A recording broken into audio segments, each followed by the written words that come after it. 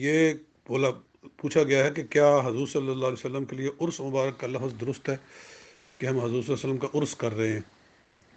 تو یہ درست نہیں ہے کیونکہ لفظ عرس جو ہوتا ہے نا، یہ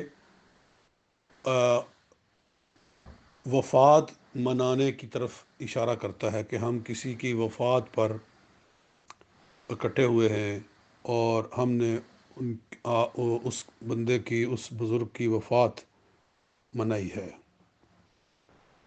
اور نبی اکرم علیہ الصلاۃ والسلام جس دن پیدا ہوئے اسی دن وصال فرمایا، تو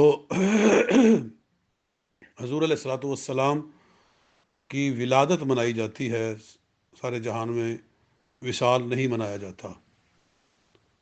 اور یوں بھی انبیاء کرام کی یہ خصوصیت ہے کہ ہمارے عقیدے کے مطابق وہ تھوڑی دیر کے لیے ان پر وصال طاری کیا گیا، اس کے بعد وہ پھر حیات جسمانی کے ساتھ زندہ ہیں۔ جیسے والا حضرت کا شعر ہے کہ انبیاء کو بھی اجل آنی ہے مگر ایسی کہ فقط آنی ہے، پھر اس کے بعد ان کی حیات مثل سابق وہی جسمانی ہے۔ آنی ہو گئی تو اب وفات منانے کا پھر کیا مطلب ہے؟